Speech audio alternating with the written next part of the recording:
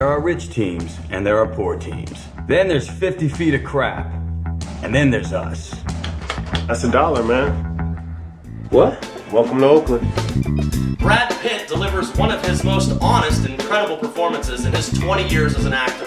Hello there, everybody. I'm movie critic Nick Iacobucci, as always, for RealScreenReviews.com. And my returning guest critic, Chris Bucci, is here to join me and share his thoughts and opinions. Thank you for being here. Thank you, Nick. And our next movie review is Moneyball. And this movie opened in wide release on September 23rd, 2011. And it stars the aforementioned Brad Pitt, Philip Seymour Hoffman, Jonah Hill, and comes to us from director Bennett Miller that directed Philip Seymour Hoffman to the Best Actor Oscar a couple years back in the movie Capote. This movie deals with the Oakland A's. Oh, wait a minute, I'll turn it over to my guest critic to tell us, otherwise I'm going to keep rambling on. Chris, why don't you tell us a little bit about Moneyball? Oakland A's, I don't remember that. This movie has to deal with baseball, the Oakland A's, and a whole new way of managing and, I almost said casting, but recruiting the gang. But in the end, it has to do with Billy Beane. And his way of sort of redeeming himself in his eyes. Absolutely. Actually, it's a lot of things all in one. Absolutely. But it's not a traditional sports movie Not as at you all. would assume it would be, and I'm so thankful because I loved it. I love this movie too. Yeah. Well, right off the bat, I would tell you that I think the director, in making this movie, made a restrained movie with the lighting, with the musical score, with the use of the camera. Everything in this movie is so restrained, and it becomes, in my opinion, one of the most honest films I have seen in a very, very long time. That was one of the first words I thought of. If you asked me one word to describe the movie, it has a very honest tone to it. Absolutely. And the performances of even Jonah Hill, Love he's Jonah Hill. similar to what he's done before. Absolutely. But he is so understated that he's wonderful. Absolutely. And Brad Pitt, I gotta be honest, I like Brad Pitt, especially in his supporting roles in movies like Snatch, and even in like the Ocean's pictures, And in Thelma and Louise. ensemble movies. Going all the way back to Thelma and Louise. But as far as his role in this movie, to me, it's the sharpest performance in his career that I've ever Absolutely. seen. He is so good in it. And if I may, I want to touch base on the Jonah Hill part, because Yeah. I think Jonah Hill, as you said, is so understated as an actor. You look at Superbad and the upcoming Sitter, which I think looks like one of the funniest movies. I can't wait to see that. But then you look at a movie like Cyrus. It's a very artsy, lesser-known film. I thought he was fantastic. John in C. that. Reilly. Great. And in this movie, not only is he wonderful, not only is Brad Pitt wonderful, but the relationship between these two men, I would like to see them do more films together. It's the Odd Couple. Absolutely. It's the Odd Couple, Absolutely. but it's the Odd Couple, but with Aaron Sorkin's snappiness in the dialogue. What was the other? And Steven Zalian, the Steven Academy Zalian. Award-winning writer of Schindler's List, and I believe Sorkin, did he win the Academy Award for writing The Social Network? I'm I think not sure if he did, but he was I nominated. think I he know did. that. I'm not sure, but didn't they have...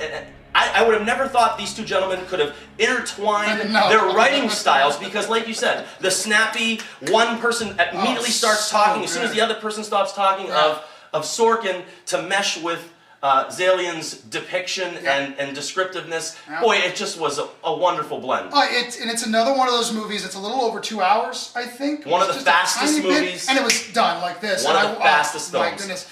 Now, the only thing that I'm going to say is I really don't think you have to be a baseball fan. Not at all. Because I mean, the whole movie, the whole idea is that they're not looking at batting averages. No. They're looking at the on-base percentage, and they're using a formula and everything like How that. they can buy runs. And how they can buy runs and then therefore buy wins, which Correct. is the point. And what I loved about it was when they would try to explain these new methods to the old-time managers and stuff. Oh, forget it. The one line in it that I loved was he said they didn't want to hire this one guy because his girlfriend was ugly and therefore he has no confidence. I went, oh my. I'll tell you, one of the best parts of this film, because growing up in my house, baseball's on not all the time, it's on constantly. Me too. And what this film does is it shows you aspects that you didn't even know existed about the game of baseball, and this movie depicts things that are off the field that are more interesting than things that are going on the field. Yeah. The scene that comes to mind is when they're negotiating the deal on the phone and he's going back and forth. It's brilliant personified. It's so fun. That's one of those scenes that if I had the Blu-ray right now, I'd be rewinding it. Yeah, because that it's scene. so well edited and timed and pasted. And also, I found this movie very funny at times. Oh, very funny. And not because there's pratfalls or because of anything. It's just, it's so based in reality. It's a realistic film. And it's hysterical, the No. way those guys think and the way they talk. And even, you brought up Philip Seymour Hoffman. Great point. Even great his performance. performance is very understated. He plays Art Howe. But he's great. Yeah, he's absolutely You know, great. and what was it? Oakland A's, I think at the time, because it's based on the real life events. Absolutely, yep. Oakland In A's were like 2000, the 2001. second lowest payroll in the majors at the time. Yeah, and that's even funny when he describes all the He teams. describes all the tears and everything. And we're way down here, is what he says. That's amazing. They said something like, "Hey, they hate him. Hey, he's an Oakland A already." They keep making jokes about that, but it's the truth. And another thing, though, too, is this movie balances a backstory of Brad Pitt's Yes. character, Billy Bean. Yep. Because he was actually drafted at a young age. It did not work out for him. Now it's showing you what's happening to him presently as he works in the game of baseball. And it's brilliant the way they balance this out. And when he speaks in the film and when he talks to some of these characters, he's talking from experience. He's talking from life experience. He's not just off the cuff. He's not winging it. Yep. This guy has been there and done that. And he confronts one of the scouts and says, "You're going to sit down at this table. You're going to tell him." Oh, yeah. He goes, "And I've You been there." can't tell them that you know because you don't know if they're going to make it or not. And I was hanging on every single word because it was so sharp. I don't know, but Absolutely. the word sharp for some reason. But really, in the end, it does not have a traditional baseball ending. No, not You know at all. how you're like, okay, you're not following a Jamaican bobsled team with John Candy and meeting these underdog people, and at the end there's a big finale. You know, you're following Billy Bean and learning his story, and through Not this only is it a whole realistic changeable movie, world, it's a realistic ending. and it happened. And it actually today, happened. these teams follow those formulas. They slowly started to adopt Absolutely. them. And it's amazing. I don't know. And I think this film is, even though it has a non-traditional Hollywood ending, not a regular Hollywood ending, it really is the definition of a stand-up and cheer film. Yep. And I would actually say that baseball movies don't get any better than this. Sports movies don't get any better than this. And movies in general do not get any better than this. Yep, I agree. And can I just say one thing? You're on camera. You can If say whatever you want. Oh, thank you, Nick. I'll just edit you out later. You just said move over there for a second. But no, the only if I'm being really nitpicky, and this is just because I'm trying to find something I didn't like. The only thing I thought was I would have liked to know a little bit more about Billy Bean and why he had this temper that really you didn't see very often. It was very also understated. But it did come through. But again, it didn't have to happen because it didn't matter. But I was just thinking I wouldn't have minded seeing just a little more of why he became, why he had no confidence, why he was that guy. If I was him, I think I would have been batting my head off the wall a couple times. It was a very frustrating. He kept throwing stuff. Yeah, chairs, Every time walkers. he'd knock his desk over. Every time he'd walk on screen, I would go, "Oh, geez, there's a trophy over there. It's probably going across the room." I loved it. No, I loved almost every, if not every aspect of this movie. Well, Yeah. I'm gonna say, I know you like the movie. How many stars are you gonna give? You know, again, and the only reason I brought that up is because that was me really digging to find something else to just talk about. trying in this to review, find something but wrong kissing with its it. butt. It's a 4-star. This is 4 I thought stars it was all the wonderful. way through. Yeah, I mean, I know I'm not going to eat my words. I say Brad Pitt's a shoo-in for a nomination, but I hope they all that falls down to Jonah Hill as well. Yep. I know Philip Seymour Hoffman's a little more on the Yeah, back he's not- burner, but Jonah Hill, I really would love to see him on the Oscar carpet come February, March, because he's real. well deserving of any accolades that he gets for this movie. Yeah, and I'm not going to lie to you.